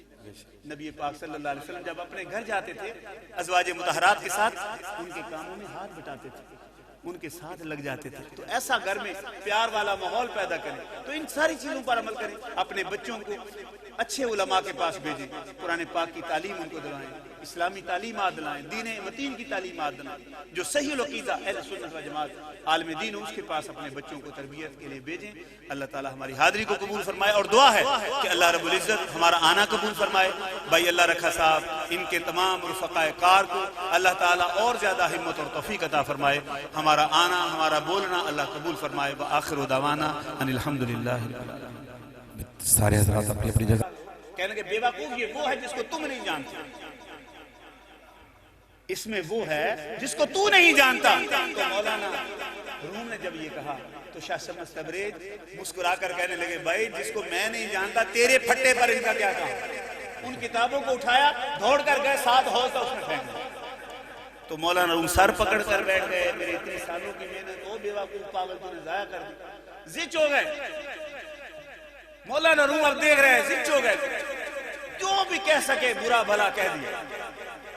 آپ محظوظ ہوتے رہے کہ اب پوری توجہ اس کی میری جانب ہے، اب میرے شکار میں آ چکا، اب یہ کہیں جانے والا نہیں. تو جب پوری توجہ کے ساتھ زچ ہو کر دیکھ رہے ہیں، غصے سے کچھ اول فول کہہ رہے ہیں، تو شاہ شمس کتابوں کو نکالا اور یوں ہاتھ مارا تو وہ گرد اڑنے لگا. سبحان اللہ. مولانا یہ کیا ہے؟ فرمایا یہ وہ ہے جس کو تو نہیں جانتا. تو نعرہ تکبیر، نعرہ رسالت، نعرہ حیدری، نعرہ تحقیق. یہ وہ ہے جس کو تو نہیں جانتا. کہا حضرت چھاپ تلک سب چھین لی رے مجھ سے نینا ملا کے. اے مجھ سے نین ملا کر یہ سبق پڑھانے والے اب مجھے اپنی غلامی میں لے لے. میں نے یہ سبق نہیں سیکھا تھا، یہ سبق بھی مجھے سنا دے. کہا درس چھوڑنا پڑے گا. کہا حضور چھوڑ دیا. کہا یہ ترلا بھی چھوڑنا پڑے گا، یہ تکبر کا ہے، علم لانا، یہ سارا جبہ کبہ اتارنا پڑا، ایک خدر کا لباس پہن کر میری غلامی میں آؤ گے تو قبول کروں گا۔ سب کچھ چھوڑ کر جب مولانا روم شاہ شمس تبریز کی غلامی میں آ گئے تو پھر اپنی نظر سے قلب پر ہاتھ رکھ کر وہ توجہ دی، وہ ذکر کی توجہ عطا کی۔ پھر مولانا روم بولے مولوی ہرگز نہ شد مولائے روم تا غلام شمس تبریز، میں ہرگز عالم نہ بن سکا جب تک میرے پیر نے میرے اندر توجہ نہ کی، میرے اندر توجہ سے جو ذکر کی نعمت عطا فرما دی، جو مجھے توجہ سے نور نبوت عطا فرما دیا، بس یہ نور نبوت کی برکات ہیں کہ آج میں مولانا بنا، آج میں مولانا بنا، آج مولانا روم کہتے ہیں کہ میں مولانا کہلانے کا حقدار بن گیا۔ تو پیر کامل کا کام یہ ہوتا ہے کہ وہ اندر کی صفائی کرتا ہے۔ جس طرح حضور غوث اعظم رضی اللہ تعالیٰ عنہ کی بارگاہ میں ان کا جبہ چوری کرنے کے لیے چور آیا تھا، چور آیا، جب بھی جبہ اٹھا کر جانے لگتا اندھا ہو جاتا، پھر رکھ دیتا، پھر آنکھیں آ جاتی۔ اس دوران میں دروازے پر دستک ہوئی، حضور غوث اعظم رضی اللہ تعالیٰ عنہ نے سلام پھیرا، سلام پھیرنے کے بعد میرے غوث اعظم نے کہا اندر آ جاؤ، تو حضرت خضر علیہ السلام اندر آئے۔ آپ نے عرض کی حضور فلاں جگہ کا کتب فوت ہو گیا، وہ وصال کر گیا، وہاں کتب مقرر کر دیں۔ آپ نے کہا صبح تو ہو لینے، کہا حضور صبح تک اس کتب کے بغیر اگر شہر ہی غرق ہو گیا تو پھر کیا بنے گا؟ کہا جلدی چاہیے، کہا جلدی، وہاں وہ پیچھے صف کے چھپا بیٹھا ہے، اس کو لے جاؤ۔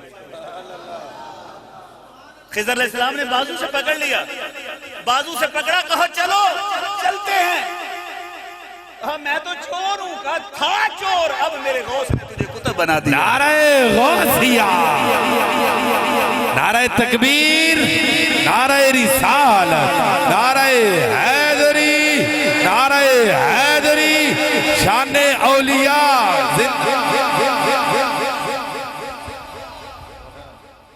تو حضور غوث اعظم کے تو ہم بھی خادم ہیں نا۔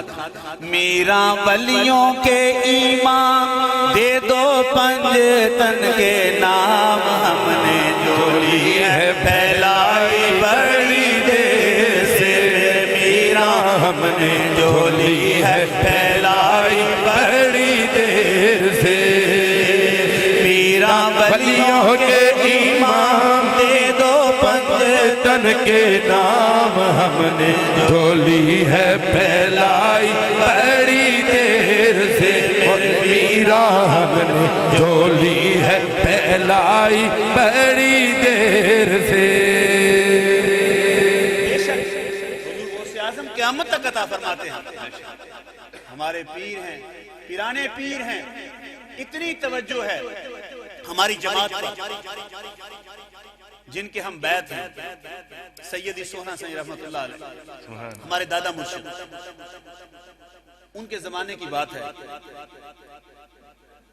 کہ آپ کے خلیفہ صاحب نے یہ واقعہ بیان کیا، حضور غوث اعظم رضی اللہ تعالیٰ عنہ جو چور کو کتب بنایا، تو خلیفہ صاحب جوش خطابت میں کہہ گئے کہ حضور غوث پاک نے ایک چور کو کتب بنایا، میرے پیر نے کئی چوروں کو ولی بنا دیا۔ تو وہاں ایک دوست بیٹھا ہوا تھا جو بیعت کرنے کے لیے آیا تھا، میں نہیں بیعت کروں گا، یہ خلیفہ صاحب تو حضور غوث پاک سے بھی بڑھ کر اپنے پیر کو بیان کر رہا۔ تو اگلے دن ہمارے دادا مرشد نے اگلی جگہ پروگرام کرنے جانا تھا، بسیں چلتی تھی اس دور میں، بس کے آگے بیٹھے ہوئے، غور سے سنیے گا۔ وہ کہتا یہ بات میں نے کسی کو نہیں بتائی، لیکن میں اپنے دوستوں کے ساتھ آیا ہوا تھا، میں نے کہا اب سفر تو جاری رکھنا ہے، تو میں پیچھے بیٹھا ہوا تھا۔ کہتا میں نے یہ بات کسی سے نہیں کہی کہ دل میں تھی کہ اب میں نے بیعت نہیں کرنی۔ حضور سیدی سونا سائیں جن کا اسم گرامی خواجہ اللہ بخش تھا، انہوں نے آگے بیٹھے بیٹھے پیچھے مڑ کر دیکھا، میری طرف اشارہ کیا، ادھر آؤ، مجھے اپنے پاس بٹھایا اور مجھے فرمانے لگے، رات جو مولانا صاحب تقریر کر رہے تھے وہ جوش جذبات میں وہ ایسی بات کہہ گئے، ورنہ یہ ساری جماعت تو حضور غوث پاک کی۔ سبحان اللہ۔ ہماری جماعت پر سب سے بڑا کرم تو حضور غوث اعظم کا ہے، جو لوگوں کے اندر اتنی تبدیلی آ رہی ہے، جو چور جو ہیں وہ تہجد گزار بن رہے ہیں، خدا کے ولی بن رہے ہیں۔ تو میں قدموں میں گر گیا، میں نے حضور رات سر میں آپ کو برا بھلا کہہ رہا، لیکن آپ نے تو دلوں کی جان لی. اللہ کے ولیوں کی دل پر نظر ہوتی ہے, وہ دلوں کے ارادوں کو جانتے ہیں. اللہ تعالیٰ نے ان کو ایک نور دیا ہوتا ہے, کہ مومن کی فراست سے ڈرو کیونکہ اللہ کے نور سے دیکھتا ہے, وہ خدا کے نور سے دیکھتا ہے. تو میرے دوستو, یہ وہ جماعت ہے طاہری جماعت. یہ ہمارے اللہ رکھا صاحب ہمارے دادا مرشد سے بیعت ہے. اب ہمارے پیر و مرشد جو اس وقت موجود ہیں, ان کا نام نامی اسم گرامی حضرت خواجہ محمد طاہر ہے, اور سندھی آپ کو پیار سے سجن سائیں کہتے ہیں. سبحان اللہ. الحمدللہ میرے شیخ کامل نے وہ دنیا میں انقلاب برپا کیا. کتنے کالج یونیورسٹیوں میں پڑھنے والے نوجوان جو دین سے دور تھے, ان کو نمازی اور تہجد گزار بنا دیا. سبحان اللہ. ان کے چہروں پر باغ مصطفیٰ آ گیا, سبحان اللہ. سر پر تاج مصطفیٰ آ گیا. سبحان اللہ. خود نہ تھے جو راہ پر, اوروں کے ہادی بن گئے. سبحان اللہ. جو آپ راہ پر نہیں تھے, اب لوگوں کو تبلیغ کر رہے ہیں. کیا وجہ ہے؟ یہ خدا کے ولی کی نگاہ کا اثر ہوتا ہے. تو الحمدللہ ہمارے پیر و مرشد حضور سجن سائیں, ان کا مشن پوری دنیا میں پھیلا ہوا ہے. آپ کی پوری بستی ہے جہاں سارے لوگ نمازی اور تہجد گزار ہیں. الحمدللہ تعالی سالانہ عرس آپ نے بڑے دیکھے ہوں, لیکن ہمارے پیر و مرشد کا جب سالانہ عرس ہوتا ہے تو اس کے اندر پوری تربیت ہوتی ہے.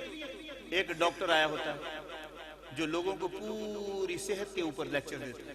ایک کاروباری بندہ آیا ہوتا ہے جو کاروبار پر لیکچر دیتا ہے. دنیا داری کے لحاظ سے, ٹریفک کے لحاظ سے, دین کے لحاظ سے, میلاد مصطفیٰ کے لحاظ سے, تربیتی نشستیں, یہ ان کے مختلف حصے ہوتے ہیں جو ہر حصے میں ایک علیحدہ ہی رنگ ہوتا ہے. میلاد مصطفیٰ میں علماء تشریف لاتے ہیں, ان کے علیحدہ رنگ ہوتے ہیں. پھر جب یہ تربیت یافتہ لوگ آتے ہیں تو بڑے بڑے ڈاکٹرز آتے ہیں, بڑے بڑے لوگوں کو بلایا جاتا ہے. تو میرے دوستو, خدا کے ولی وقت کی نبض کو دیکھ کر چلتے ہیں, وقت کی رفتار کو دیکھ کر چلتے ہیں. جو زمانے کے لحاظ سے ضروریات ہوتی ہیں انہی کے لحاظ سے اپنے غلاموں کی تربیت کرتے ہیں. اور ہمارے مرشد کا ایک سادہ سا پیغام ہے, ذکر کا پیغام, کہ چلتے پھرتے اٹھتے بیٹھتے کھاتے پیتے وضو ہو یا نہ ہو, اپنے دل میں ہمیشہ خیال رکھیں کہ میرا دل ذکر کرتا ہے اللہ اللہ اللہ. ہتھ کارول دل یارول, ہاتھوں سے کام کریں اور دل کو اللہ کی جانب لگا دیں. جس طرح آپ کافی دیر سے بیٹھے ہیں, آپ سوچ رہے ہوں گے کب بیان ختم ہو, ہم گھروں کو جائیں گے, کل آپ نے بہت سارے کام کرنے ہوں گے. تو اسی طرح آپ کے ذہن میں ایک خیال اللہ کے ذکر کا بھی ہونا چاہیے. چلتے پھرتے اٹھتے بیٹھتے کھاتے پیتے وضو ہو یا نہ ہو, اپنے دل میں خیال رکھیں کہ میرا دل ذکر کر رہا ہے اللہ اللہ. صبح کی نماز کے بعد یا عشاء کی نماز کے بعد جب بھی موقع ملے مراقبہ کریں. مراقبہ کرنے کا طریقہ یہ ہے کہ اپنی آنکھوں کو بند کرنا, چند لمحے توجہ دیں کہ نبی پاک صلی اللہ علیہ وسلم کے سینہ مبارک سے فیض, اپنے اپنے مرشد کا تصور کریں کہ ان کے سینے سے فیض میرے سینے میں آ رہا ہے, دل ذکر کر رہا ہے اللہ اللہ.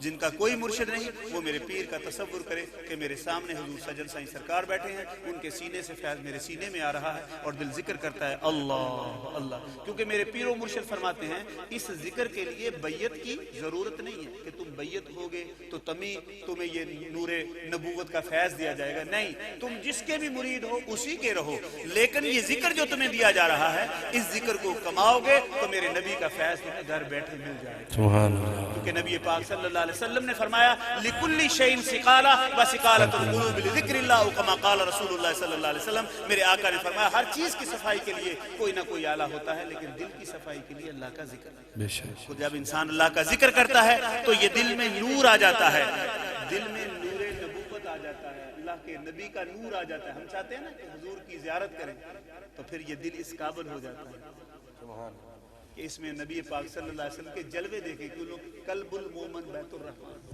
کہ مومن کا دل اللہ رحمان کا گھر ہے. اور دو چیزیں ہمیشہ یاد رکھیے گا. نبی پاک صلی اللہ علیہ وسلم نے فرمایا کہ جب بنی آدم پیدا ہوتا ہے, بنی آدم میں تمام مرد اور آدم علیہ السلام سے لے کر قیامت تک جتنے انسان آنے ہیں بنی آدم میں شامل ہیں. نبی پاک صلی اللہ علیہ وسلم نے فرمایا کہ ہر بنی آدم کے دل پر پیدا ہوتے ہی ایک شیطان مسلط ہو جاتا ہے. تو اب شیطان کیسے دور ہوگا؟ اس کے خون کی رگوں میں وہ وسوسے ڈالتا ہے, خیالات ڈالتا ہے, یوں بڑا ہوتا چلا جاتا ہے. اب اس وسوسے کو دور کرنے کے لیے اللہ کا ذکر، الا بذکر اللہ تطمئن القلوب، خبردار دلوں کو چین میرے ذکر سے نصیب ہوگا۔ اسی لیے صحابہ کرام میں سے کسی نے عرض کیا یا رسول اللہ آپ بھی تو بنی آدم میں شامل ہیں، ورنہ قیامت تک لوگوں نے بڑی انگلیاں اٹھانی تھی، پہلے ہی میرے آقا کی شان کو ناپ تولتے رہتے ہیں۔ لیکن عاشق جو ہے وہ کبھی اپنے محبوب کی شان کو ناپ اور تول میں نہیں لاتا، وہ بس ادب کرتا ہے، پیار کرتا ہے، محبت کرتا ہے۔ محبوباں تے نکتا چینی جڑا کرن تو باز نہیں آندا، وڈا کافر جانو اس نو ایویں جھوٹا پیار جتاندا۔ سانو دسیا عشق دے مفتی جڑا مڑ مڑ اے سمجھاوندا آدم جتھے دل لگ جاوے اوتھے عیب نظر نہیں آوندا۔ تو صحابہ میں سے کسی نے عرض کیا یا رسول اللہ آپ بھی تو بنی آدم میں شامل ہے؟ میرے آقا نے فرمایا ہاں میں نے اپنے جن کو مسلمان کر لیا ہے، اب وہ مجھے اچھے مشورے دیں۔ تو میرے دوستو ذکر کرو گے تو انشاءاللہ وہ نعمت حاصل ہوگی، وہ میرے پیر سجن سائیں کا فیض تمہیں نصیب ہوگا۔ مولانا محمد اشرف صاحب قبلہ یہاں تشریف لاتے رہتے ہیں، مولانا محمد رمضان صاحب میرے حضور کے خلیفہ محترم یہاں تشریف لاتے رہتے ہیں۔ کسی سے بھی آپ دل پر انگلی لگوا کر اس ذکر کو حاصل کیجئے گا، توجہ لیجئے گا، انشاءاللہ تعالی آپ کو فیض حاصل ہوگا۔ اس ذکر کو کماتے رہے گا، 5 وقت نماز ضرور پڑھیے گا۔ ہم سب حضور غوث پاک کے مرید کہلاتے ہیں، حضور غوث پاک کا فیض کے حصول کے لیے غیر مشری کی بڑی بڑی محفلیں رکھتے ہیں، لیکن میرے حضور غوث اعظم کیا فرماتے ہیں؟ کوئی تمہیں ہوا پر اڑ کر دکھائے، تمہیں پانی پہ چل کر دکھائے، اگر وہ نماز نہیں پڑھتا تو اس کے سر پر جوتے مارنا وہ ولی نہیں ہو سکتا۔ اور حضور صلی اللہ علیہ وسلم ہمارے آقا جن کا ہم کلمہ پڑھتے ہیں، نبی پاک صلی اللہ علیہ وسلم نے فرمایا نماز میری آنکھوں کی ٹھنڈک ہے۔ نماز کیا ہے؟ میری آنکھوں کی ٹھنڈک ہے۔ بتاؤ جو چیز میرے نبی کی آنکھوں کو ٹھنڈک دے امتیوں کو کرنی چاہیے کہ نہیں کرنی چاہیے؟ بھائی بولو نا میرے یارو۔ تو ہم سب چاہیں گے کہ ہماری طرف سے حضور صلی اللہ علیہ وسلم کی آنکھیں ٹھنڈی ہوں، نہیں چاہتے؟ ہم سب چاہتے ہیں نا، تو ہاتھ کھڑے کریں ذرا۔ آج اپنے دل میں ارادہ کریں، میں آپ سے وعدہ نہیں لے رہا، اپنے دل سے خود پوچھیں، آپ کا دل خود مفتی ہے کہ بھائی میں اپنے نبی کی آنکھوں کو ٹھنڈک پہنچاؤں گا۔ میں تو آج سے 5 وقت کی نماز شروع کروں۔ تو جب آپ 5 وقت کی نماز شروع کریں گے تو میرے آقا صلی اللہ علیہ وآلہ وسلم کی نگاہ مبارکہ کو ٹھنڈک پہنچائیں گے۔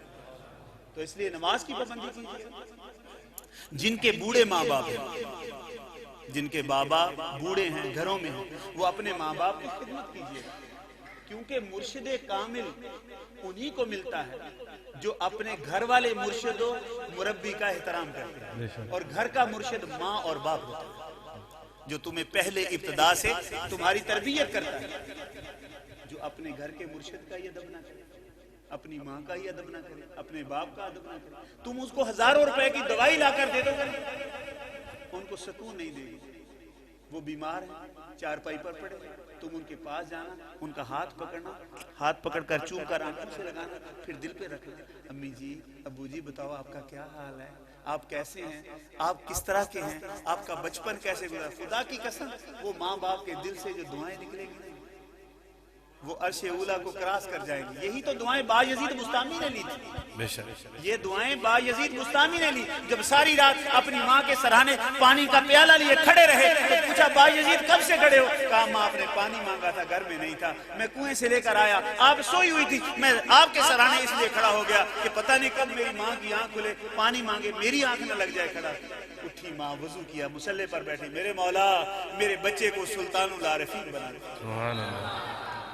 ایک رات میں سلطان العارفین۔ تو میرے دوستو اس ماں کی دعائیں لو، کیونکہ حضرت جاہمہ رضی اللہ تعالیٰ عنہ بارگاہ رسالت مآب صلی اللہ علیہ وسلم میں حاضر ہوئے، عرض کی یا رسول اللہ میں جہاد پہ جانا چاہتا ہوں تاکہ مجھے جنت ملے۔ میرے آقا نے فرمایا تیری بوڑھی ماں گھر میں موجود نہیں؟ کہ یا رسول اللہ ہے۔ فرمایا جاؤ اپنے گھر چلے جاؤ، اپنی بوڑھی ماں کی خدمت کرو، کیونکہ تیری جنت تیری ماں کے قدموں کے نیچے۔ سبحان اللہ۔ اور باپ جنت کا مرکزی دروازہ ہے، باپ جنت کا مرکزی دروازہ ہے، ماں کے قدموں تلے جنت ہے۔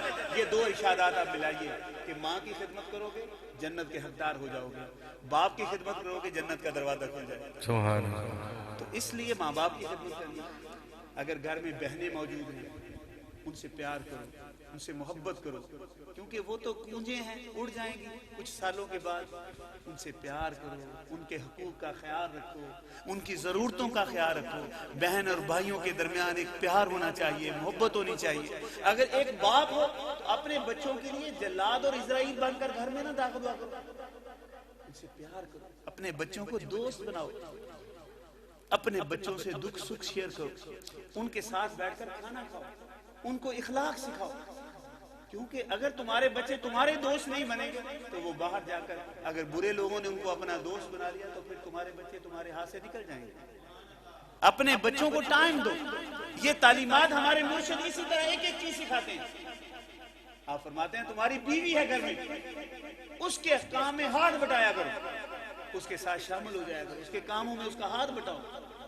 اگر وہ بیمار ہے، اگر کبھی تم نے اس کی ٹانگیں دبا دی تو تمہاری خلافت پر، تمہاری پیری پر کوئی اثر نہیں پڑے گا۔ ہمارے مرشد تو یہاں تک فرما دیتے ہیں، او خلیفہ صاحب، او پیر صاحب، تمہاری پیری میں کوئی فرق نہیں آنے والا۔ جب تو بیمار ہوتا ہے تو وہ تیری خدمت نہیں کرتی، وہ اپنا گھر بار چھوڑ کر آئی، اپنے ماں باپ چھوڑ کر آئی تیرے گھر میں۔ اگر ایسا ہوتا ہے تو ہمارے معاشرے میں کہا جائے یہ تو ہے رن مرید ہے، بھائی نہیں، یہ رن مریدی نہیں ہے، یہ نبی کی سنت ہے۔ نبی پاک صلی اللہ علیہ وسلم جب اپنے گھر جاتے تھے ازواج مطہرات کے ساتھ، ان کے کاموں میں ہاتھ بٹاتے تھے، ان کے ساتھ لگ جاتے تھے۔ تو ایسا گھر میں پیار والا ماحول پیدا کریں، تو ان ساری چیزوں پر عمل کریں۔ اپنے بچوں کو اچھے علماء کے پاس بھیجیں، قرآن پاک کی تعلیم ان کو دلائیں، اسلامی تعلیمات دلائیں، دین متین کی تعلیمات دلائیں، جو صحیح العقیدہ اہل سنت و جماعت عالم دین ہو اس کے پاس اپنے بچوں کو تربیت کے لیے بھیجیں۔ اللہ تعالی ہماری حاضری کو قبول فرمائے، اور دعا ہے کہ اللہ رب العزت ہمارا آنا قبول فرمائے۔ بھائی اللہ رکھا صاحب، ان کے تمام رفقائے کار کو اللہ تعالی اور زیادہ ہمت اور توفیق عطا فرمائے، ہمارا آنا، ہمارا بولنا اللہ قبول فرمائے۔ وآخر دعوانا ان الحمدللہ۔ سارے حضرات اپنی اپنی جگہ